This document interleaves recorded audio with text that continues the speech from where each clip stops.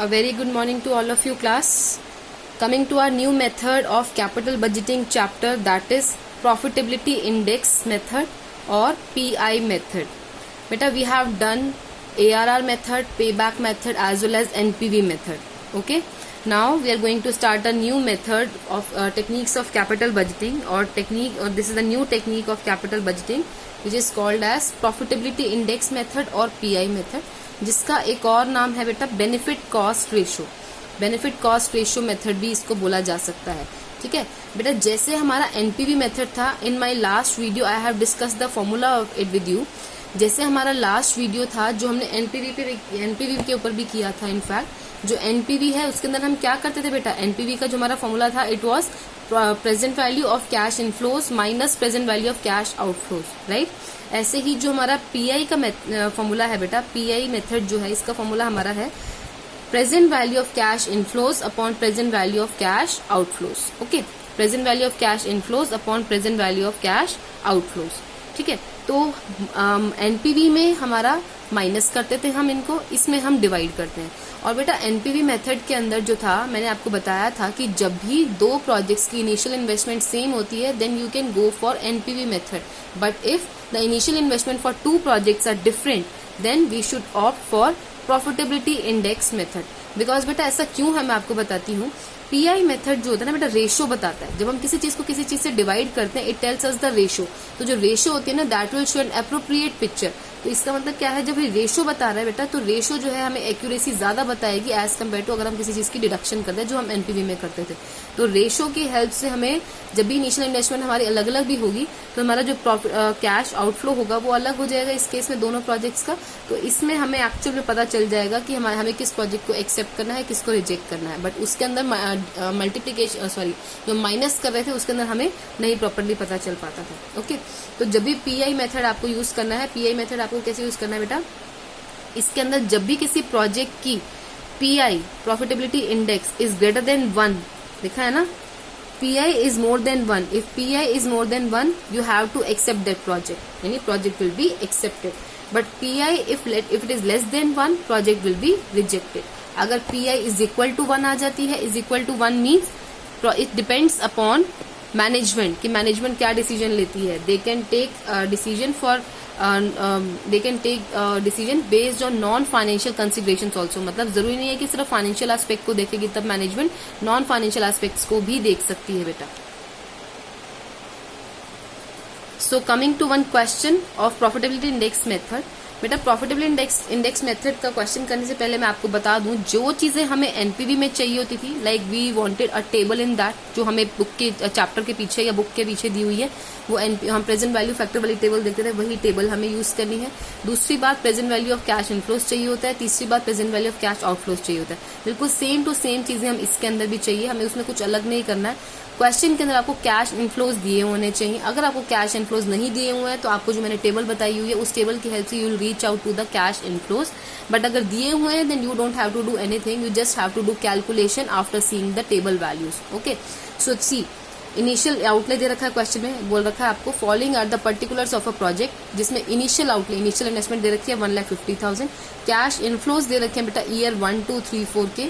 These are given as 80,000, 70,000, 50,000 and 40,000 cash inflows है. Assuming 14% rate of discount calculate NPV and pi. आपको क्या करना है, रेट ऑफ डिस्काउंट इसमें कितनी होगी 14%. जो अभी तक आप पिछले क्वेश्चंस में 10% ले रहे थे ना बेटा, नाउ दिस इज 14%. आपको क्या करना है, एनपीवी निकालना है as well as you have to calculate profitability index. तो इसके अंदर इस क्वेश्चन के अंदर बेटा आप एनपीवी खुद से निकालेंगे, जिसका आंसर मैं आपको ऑलरेडी बता देती हूँ. The answer is 31,420. ये जो है आपका एनपीवी निकल जाएगा, क्योंकि इस क्वेश्चन में एनपीवी पॉजिटिव है तो you have to accept this project according to NPV technique. But how we have to do profitability index method, how we have to conduct calculations according to profitability index, I'll calculate this. Okay, see आपको सबसे पहले क्या दिया होता है बेटा, you have been given as initial investment. तो सबसे पहले मुझे क्या दी हुई है, इनिशियल इन्वेस्टमेंट. तो आपकी इनिशियल इन्वेस्टमेंट इस क्वेश्चन के अंदर कितनी थी, it was 1,50,000. I am given with only one project जिसकी इनिशियल इन्वेस्टमेंट है आपकी 1,50,000.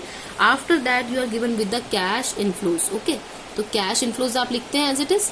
तो कैश इनफ्लोज के लिए पहले आपको you have to write years also.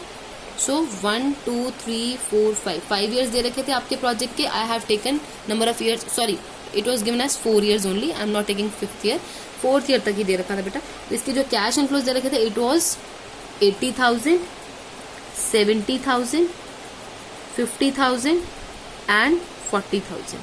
Okay. So बेटा अब आपको क्या करना है, आपको ये जो कैश इनफ्लोज दे रखे हैं इन कैश इनफ्लोज के अकॉर्डिंगली आपको जो आपकी इनिशियल इन्वेस्टमेंट दे रखी थी उसके अकॉर्डिंगली आपको क्या निकालना है, पीआई निकालना है. पीआई मतलब प्रॉफिटेबिलिटी इंडेक्स. ओके. या फिर इसको आप बोल सकते हैं बेनिफिट कॉस्ट रेशियो निकालनी है. तो हम कैसे करेंगे, सबसे पहला काम मुझे क्या करना है, यहाँ पे लिखेंगे प्रेजेंट वैल्यू एट, परसेंटेज कितनी रखी थी 14%, प्रेजेंट वैल्यू एट 14%. जो आपकी टेबल दी हुई है बेटा बुक में पीछे, कौन सी वाली टेबल देखेंगे, मैंने आपको बताया था पिछले वीडियोस में, आपके पास बेटा 2 टेबल्स होती हैं, एक पीवीएफ टेबल होती है, एक पीवीएएफ टेबल होती है. ये टेबल बेटा आपको कई बार हो सकता है एग्जाम के अंदर आपको as it is values given होंगी. ठीक है, एग्जाम जो आपका क्वेश्चन आएगा ना, क्वेश्चन के साथ इसमें वैल्यूज ऑलरेडी गिवन होती हैं. ठीक है, most of the time given होती है. बाय चांस 1% अगर आपको नहीं गिवन है तो आप यहाँ पे टेबल डिमांड कर सकते हैं. ठीक है, तो वैसे आपको गिवन होंगी. जो आपकी पीवीएफ टेबल की बेटा eight the rate of 14% values है, आपको वो देखनी है इसके अंदर. क्योंकि पीवीएएफ टेबल हम तब यूज करते थे जब हमारे कैश इनफ्लोज हर साल सेम होते हैं. अभी आपको ये टेबल यूज नहीं करनी है. You have to use this table because हर साल आपके कैश इनफ्लोज जो है वो अलग अलग है. तो मैं पीवीएफ टेबल के अंदर 14% की वैल्यूज अगर देखूं बेटा, तो you can check in your books. 14% पे जो आपकी वैल्यूज दे रखी हैं, these are, you will see yourself बेटा, 0.877, 0.769, 0.675, 0.592. ये 4 वैल्यूज आपको गिवन है 14% पे.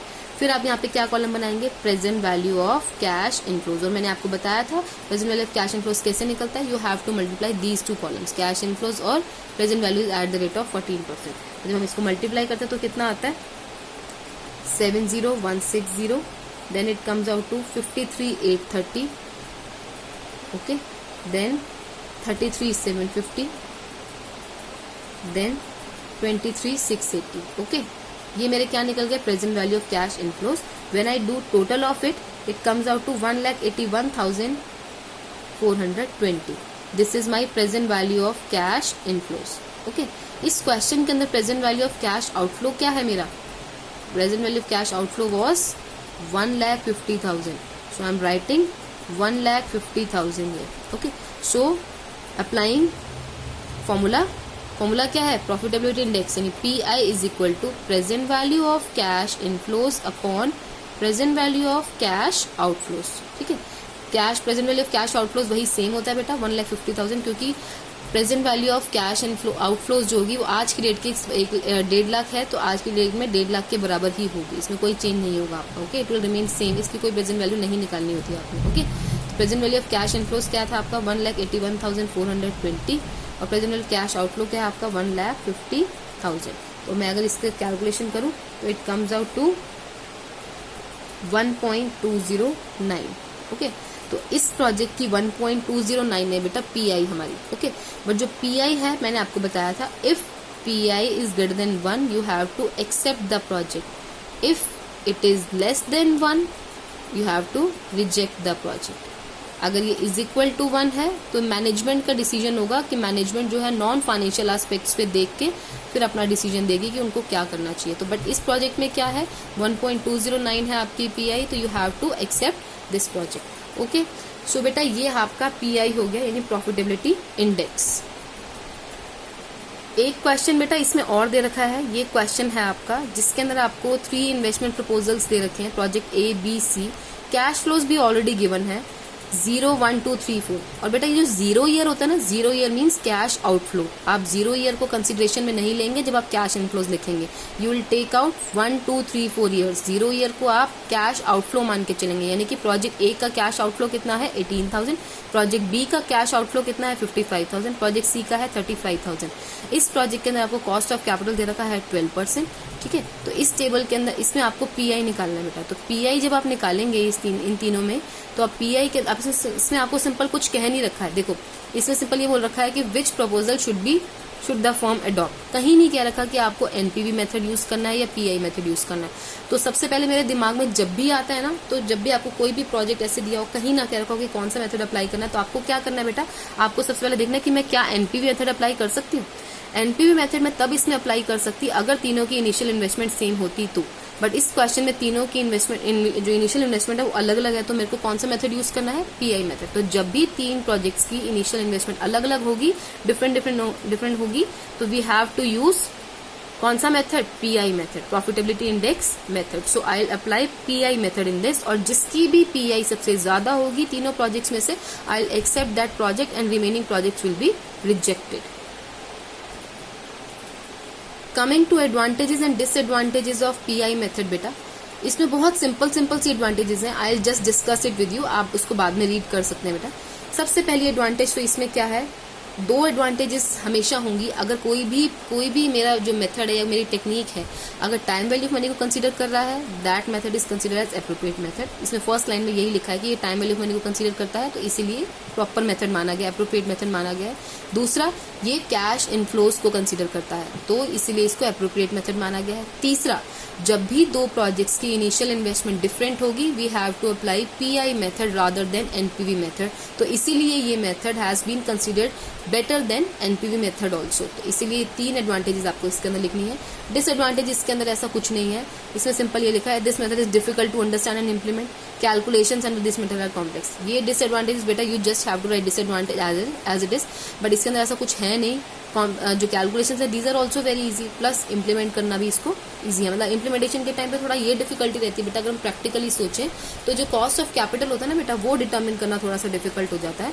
That is the only difficulty we get here in this PI method. Otherwise, this method is considered to be the appropriate method for calculations also. Okay, class. Thank you. This method is up to this point only. We'll discuss IRR method in my next video.